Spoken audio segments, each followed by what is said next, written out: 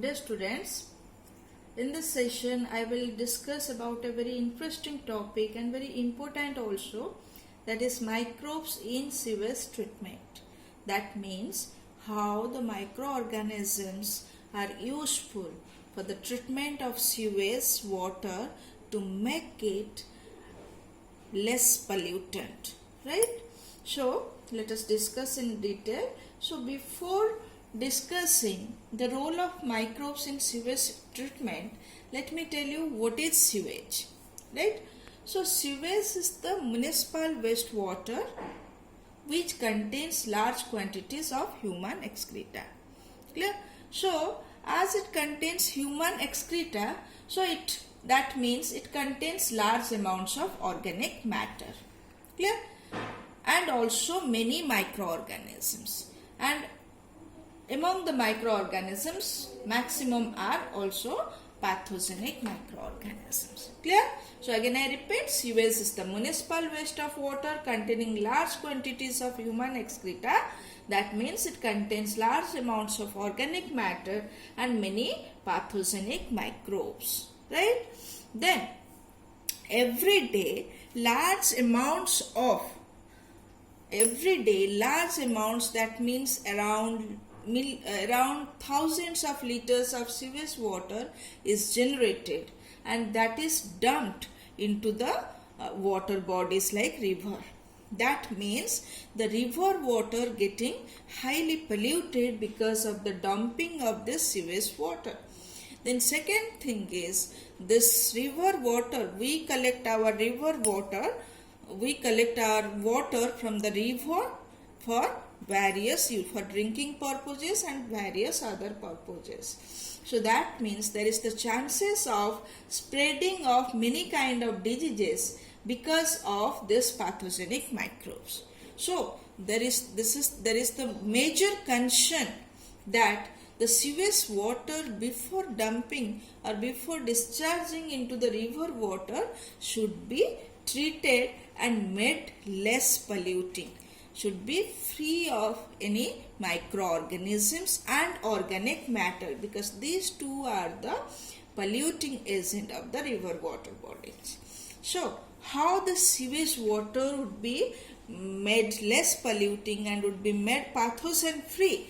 So that is the major concern of recent days. So it is a very good thing that there are many microorganisms, or microorganisms can be utilized for the treatment of sewage water and make them less polluting. Clear? So this sewage water treatment is done by means of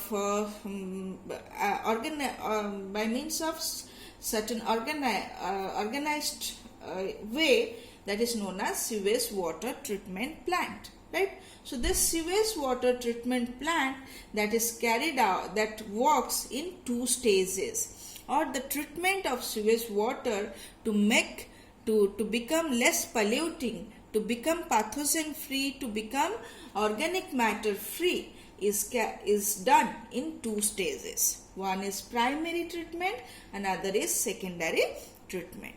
So how the sewage water is treated to become less polluting by means of primary and secondary treatment, that we will discuss. So sewage water treatment involves two phases, primary treatment and secondary treatment. Clear? So here is the primary treatment. So remember, primary treatment is simply a physical treatment. There is no role of microbes in the primary treatment. No organisms involved in this process. Then which type of processes are involved? It is simply the removal of large and small particles from the sewage. That means besides the organic matter, the sewage water also contains many substances like sands, pebbles, stones, small stones, right? And also floating debris.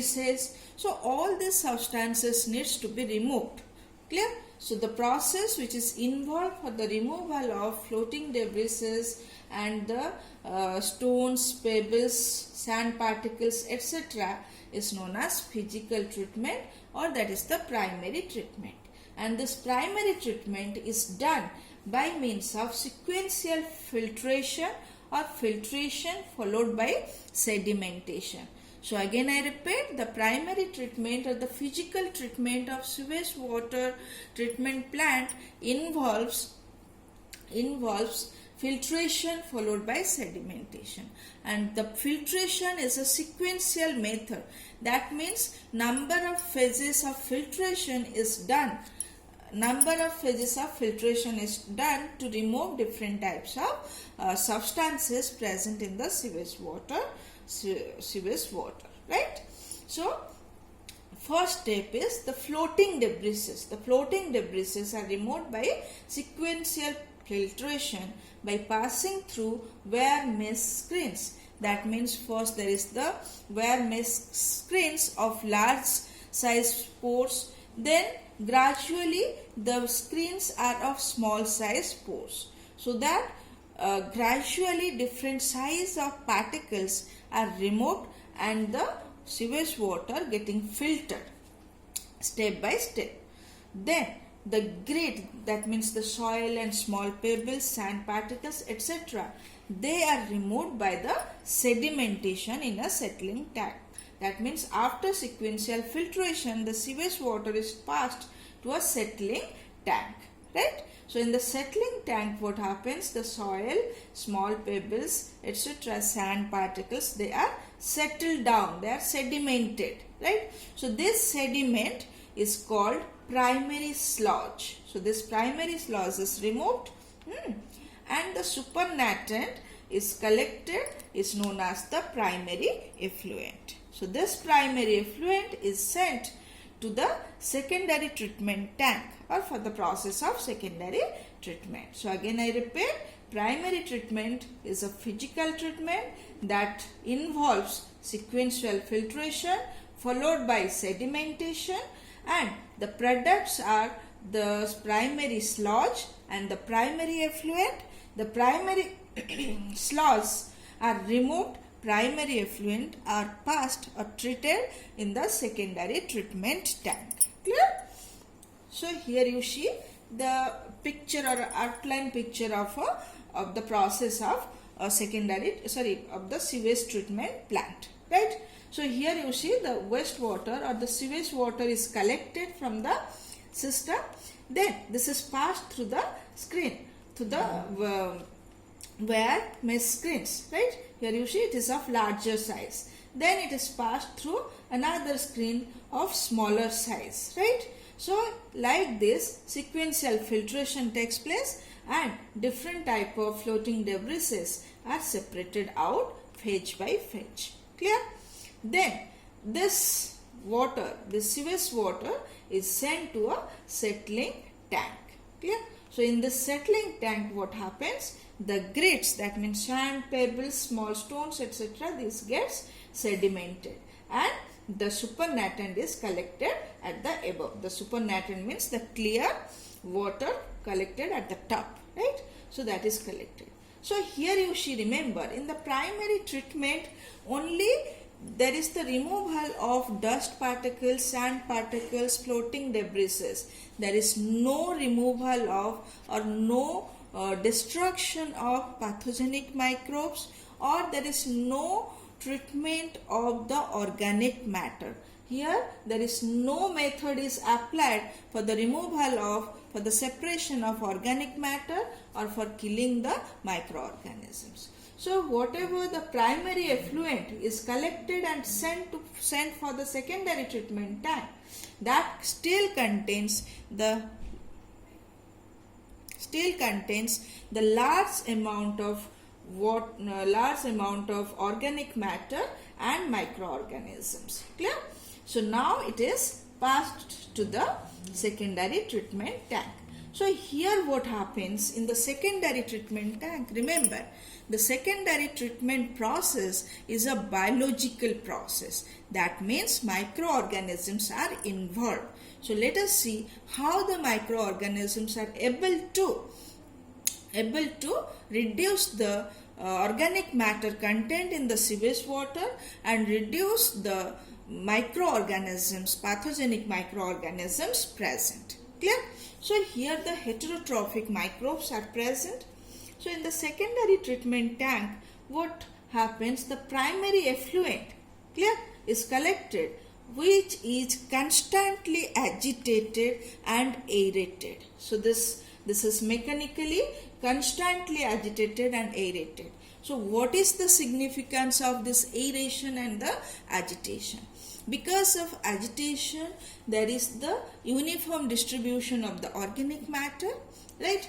And because of aeration, whatever microorganisms are present in this effluent, primary effluent, collected in the secondary treatment tank, right? So whatever microorganisms present, they get sufficient air and already sufficient organic matter is present, which is utilized as the nutrient. So by the utilization of organic nutrient in a suitable condition of growth, suitable amount of air, they grow, increase their population, right? So when they increase their population, there is the formation of, you see here number of fungi are present, number of bacteria are present. So fungi are, mycelial structures, right?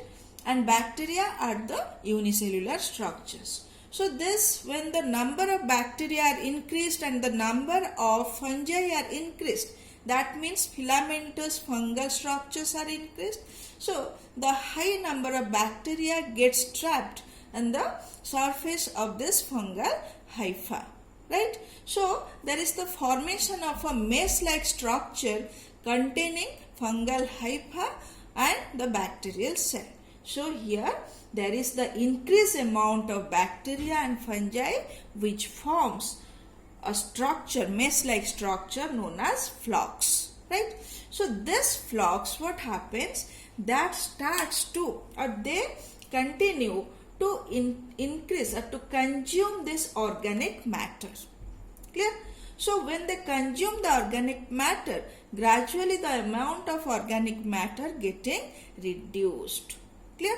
So here another factor you must know, that when this flux or when this heterotrophic microbes present, aerobic bacteria and fungi present, they consume the organic matter, they need oxygen for their consumption or degradation, right? So the amount of oxygen required by the microorganisms to consume the organic matter present in 1 liter of water is known as biological oxygen demand, or that is known as BOD, right? So this BOD is nothing but the representation of the level of organic matter present in it. Why? Because it is the amount of oxygen required by the microorganisms for consumption of organic matter. That means if high amount of organic matter present, then high amount of oxygen will be required. That means the water is highly polluted. Similarly, if less amount of organic matter present, less amount of oxygen will be required for their degradation. So the BOD will be less, right? That means the water is less polluted. So BOD here is taken as the measure of level of pollution of this water. Clear? So gradually what happens with the continuous consumption of organic matter by the flux, the BOD gets reduced. When the BOD gets reduced to maximum level, then it is considered as purified. Then this substance, this water now is sent to another settling tank, right? So there is a settling tank to which it is sent, and when it is in the settling tank, what happens? The flux that gets settled down and the supernatant is collected, which is free of microbes, free of organic matter. Clear? So this this sedimentation or this settled down flux is known as activated sludge, right? So this activated sludge is again very important. So this activated sludge contains what? The bacteria and fungi. So this activated along with some other residue of the organic matter. So these are sent to another chamber, right? These are sent to another chamber that is known as anaerobic sludge digester. So in that digesting chamber, that is an anaerobic digesting chamber. So in the anaerobic sludge digesting chamber, this activated sludge is treated anaerobically. There are certain anaerobic microorganisms are present like methanogens. These methanogens anaerobically degrade or anaerobically destroy the bacteria, fungi and any other substances present in it. And by the process of anaerobic digestion, they releases different gases for like combination of carbon dioxide, methane, hydrogen sulfide, etc., which is known as biogas. So that biogas can be utilized as a fuel for different purposes. Clear? So now this activated sludge is sent to the anaerobic sludge digester. Here, remember, a part of this anaerobic sludge digester is also returned back or also added to the secondary treatment tank as an inoculum, right? So is added as an inoculum. Clear? That means that will start the process of biological treatment for the for the degradation of organic matter. And the effluent collected here, that is almost purified, having least BOD, so that is sent to the river. So that means the sewage water has become already pollution free, organic matter free and pathogenic microbes free. So if they are dumped into the natural water sources, that may not cause any diseases, that may not pollute the water. So this is secondary treatment plant. So here you see the secondary treatment plant is a biological treatment. The primary effluent is passed into large aeration tanks where it is constantly agitated mechanically and aerated. Useful aerobic microbes, remember aerobic microbes grow rapidly and form flux. What is flux? Already I have explained. These are masses of bacteria associated with fungal filaments to form mesh-like structure. Clear? The growing microbes now consume the organic matter and reduce the biochemical oxygen demand. When the biological oxygen demand or the biochemical oxygen demand of sewage has reduced, the effluent is passed into settling tank. Clear?